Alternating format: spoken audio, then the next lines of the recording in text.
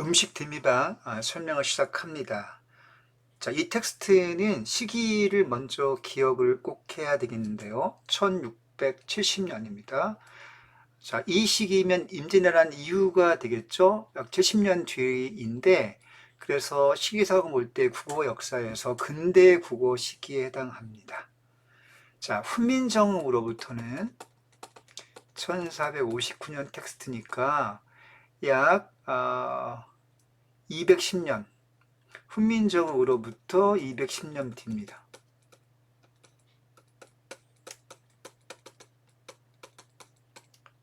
자, 그리고 훈민정음 뒤에 소학원에도 있고 또 원희 아버님께도 있죠. 자, 원희 아버님께 같은 경우에는 1586년입니다.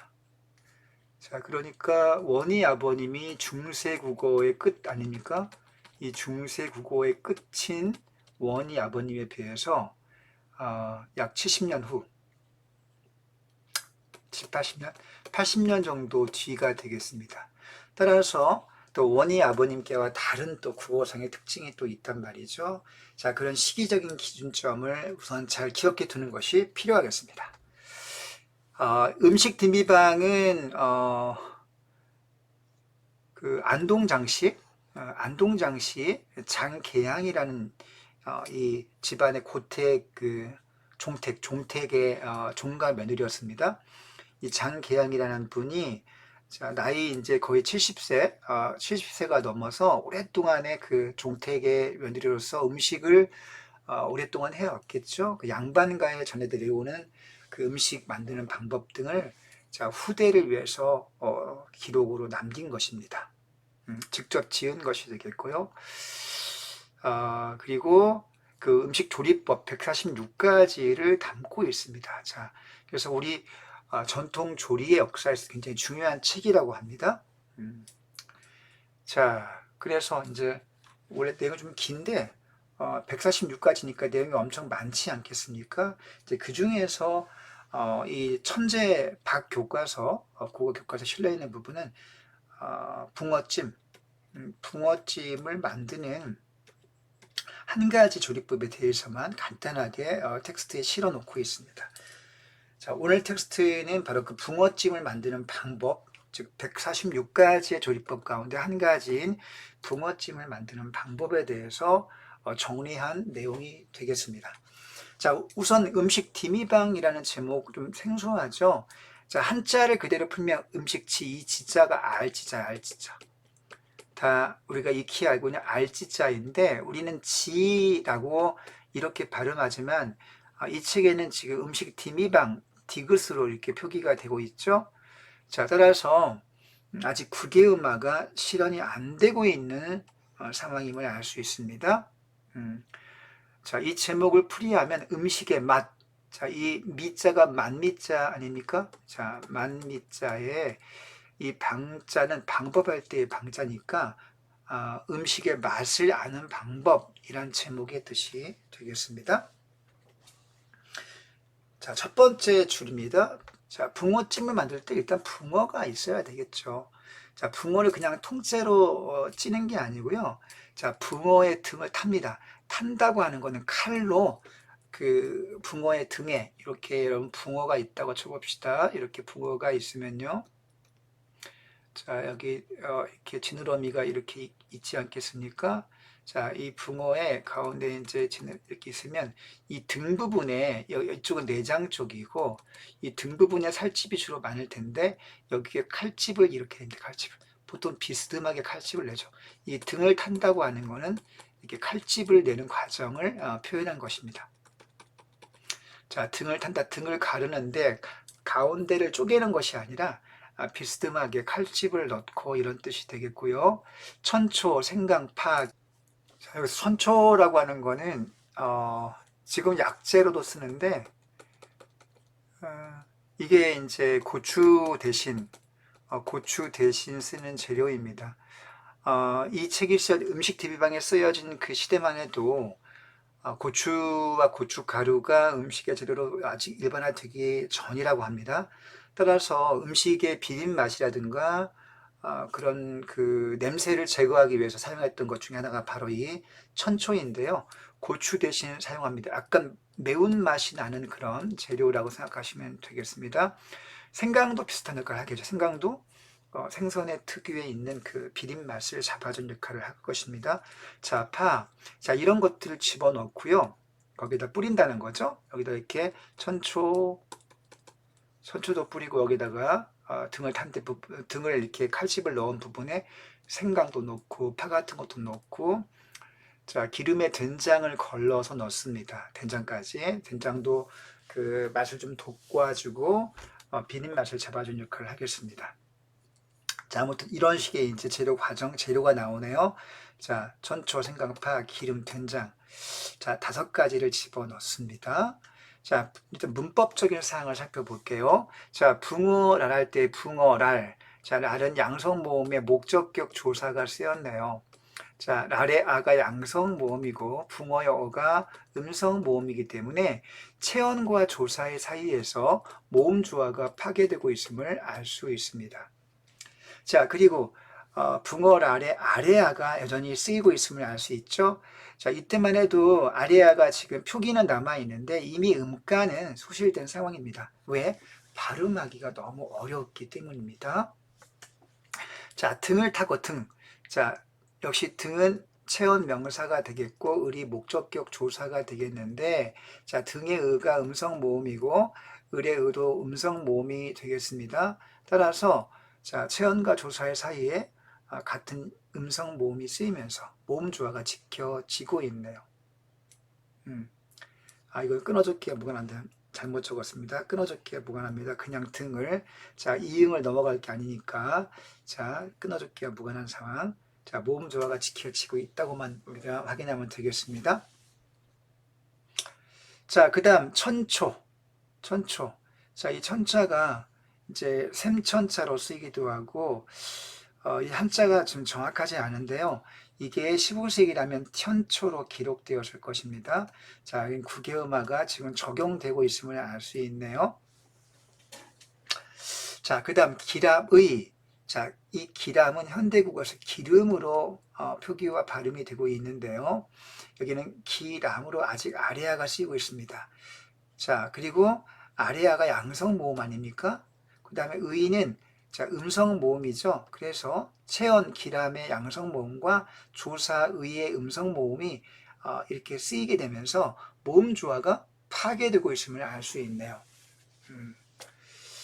자, 근데 기라무의 의는 사실은 현대국어에서 의는 관용격 조사로 많이 쓰이고 있잖아요. 관용격 조사. 또 현대국어에서는 쓰이고 있는데,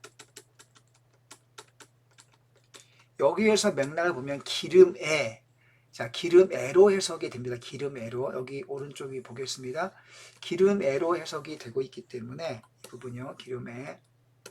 사실은 부사격 조사로 쓰이고 있음을 우리가 확인해 볼 수 있겠습니다. 자, 주의할 점은 현대국어에서의 의가 쓰이는 관용격 조사가 아니다라고 하는 거. 관용격이 아니고 부사격이다 하는 사실을 기억해 둬야 되겠고요.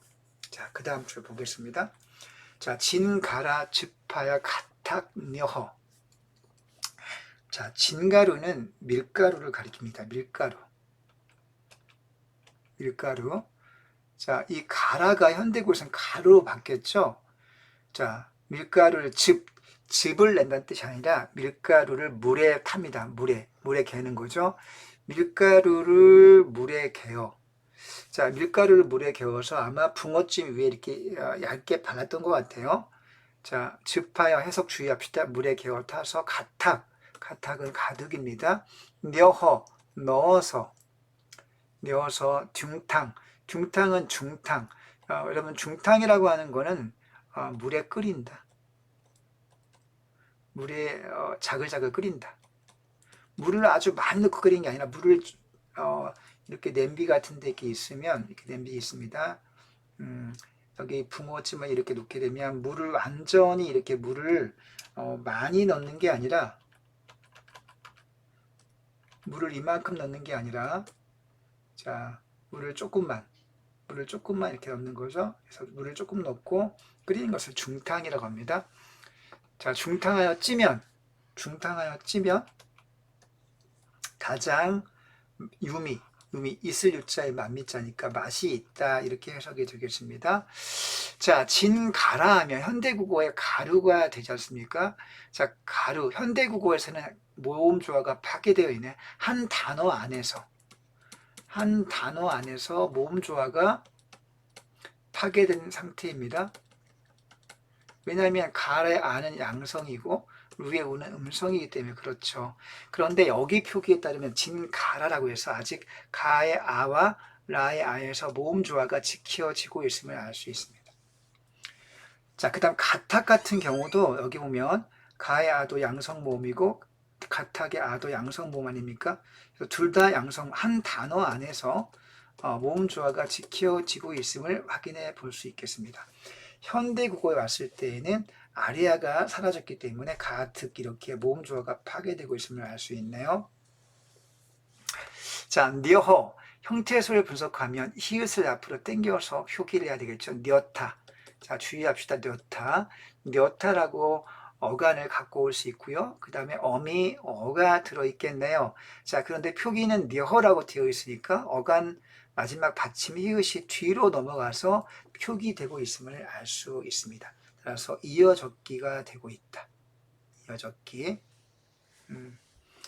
자, 그 다음 둥탕을 보겠습니다. 둥탕은 자, 현대국어는 중탕이라고 이렇게 표기와 발음이 되고 있는데 여기 디귿이 아직 지읒으로 바뀌지 않고 있죠. 자, 이것은 뭡니까? 국외음화가 아직 실현이 안 되고 있구나 라는 사실을 알 수 있고요. 자, 찌면 자, 시옷과 지긋 자, 다른 겹받침이 첫 소리에서 쓰이고 있습니다. 이거 어두장군이라고 할 수 있죠. 어두장군이 사용이 되고 있습니다. 자, 이렇게 해서 두 번째 줄 문장의 문법적인 사항도 정리를 해 보았습니다. 자, 이제 짧은 그 두 줄밖에 안 되는 문장이지만 특징을 한번 모아서 정리를 한 번 더 해 보겠습니다. 자, 첫 번째 음운상의 특징에서 보면 아리아가 여전히 사용되고 있다. 그런데 음가는 소실됐고 표기만 남았다. 자, 붕어랄 타고에 아직 사용되고 있죠. 자, 어두저하고는 아까 나왔습니다. 찌면 사용되고 있다. 자, 모음조화가 혼란되고 있다. 가득과 등을에는 모음조화가 지켜진데 붕어랄과 기람의 같은 경우에는 안 지켜지고 있다. 자, 지켜지는 부분도 있고 안 지켜지는 부분이 동시에 있다고 하는 건 혼란되고 있다는 사실을 의미하는 것이겠죠. 자, 네 번째, 자, 국외음화가 이제 막 시작되고 있다. 자, 국외음화가 어떤 것은 적용이 안 되는 것도 있습니다. 자, 그런데 음식, 디미방, 둥탕 같은 경우는 적용이 안 되고 있죠. 자, 그럼 천초 같은 경우는 션초에서 자, 티읕이 치읒으로 바뀌어 있습니다. 그래서 이런 경우는 적용이 되고 있기 때문에 원래 적용 안 되고 있던 것이 일반적인 추세였는데 안 되고 있던 상황에서 이제 막 새롭게 적용되는 것들이 나타나기 시작했다라고 정리를 해두는 게 맞겠습니다. 자, 다음 표기상의 특징. 자, 표기는 뭐 이어적기 혹은 끊어적기 같은 거 혹은 종송표기법, 팔종성이냐, 종송명초성이냐, 칠종성이냐 이런 것들에 연관된 특징을 가리키는 거죠. 자, 여기 음식 DB방에서 확인할 수 있는 것은 일단 이어적기. 자, 이어적기가 나타나고 있고요. 끊어적기도 둘 다 나타나고 있습니다. 그런데 이어적기는 뉘허. 자, 뉘었다 히읗이 뒤로 넘어가서 이어적기가 지금 나타났고요. 끊어적기는 기람에 앞에 체험받침 미음이 뒤로 넘어가 있지 않네요. 따라서 끊어적기도 나타나고 있습니다. 자, 그러니까 이어적기가 주로 오랫동안의 원칙이었는데 여기에 새롭게 끊어적기가 출현하고 있다. 끊어적기가 새롭게 나타나기 시작했다. 이렇게 이해하는 게 맞겠죠? 그래서 새롭게 나타난 예로 기람의를 예로 들 수 있다. 라는 사실을 기억해 두면 되겠습니다. 자, 문법상의 특징은요. 자, 일단 여기 그 복잡한 건 나와 있지 않고 일단 조사의 쓰임이 현대국어와 다르다는 사실. 자, 붕어를 등을 단다? 붕어를 등을 탄다. 붕어의, 사실은 문맥상으로는 붕어르래, 붕어의 등 이렇게 해야지 맞지 않겠습니까?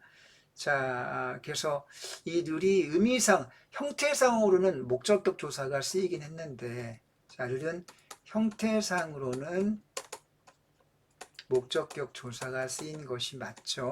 을룰이 목적격이니까. 그러나 자, 의미상, 문맥적 의미로 봤을 때는 붕어의 등, 의로 해석이 되기 때문에, 자, 의로 해석이 되기 때문에 관형격 조사가 쓰였음을 우리가 의미상으로는 확인해 볼 수 있겠네요. 자, 그 다음에 기름에 된장 걸러, 기름에도 이때 의가 기름의를 뭐뭐에로 해석하는 게 맞죠. 그런데 형태상으로는 관형격이 쓰였습니다. 의니까. 그러나 문맥상으로 봤을 때, 의미상으로 봤을 때에는 부사격으로 쓰인 게 맞겠죠. 그래서 쓰임이 현대 국어가 좀 다르게 쓰인 것들이 있다. 두 군데에서. 자, 붕어르의 르는 사실은 뭐뭐의의 관형격으로 쓰인 것이고, 기름의 의는 형태상은 관형격으로 보이지만 실질적 의미로 봤을 때는 부사격으로 쓰였다. 자, 이런 것들을 기억해 두면 되겠습니다. 자, 짧은 글이기 때문에 여러분들 정리를 잘 하시고 시험에서 정확히 풀고 좋은 결과 있기를 응원하겠습니다. 여러분 수고했습니다.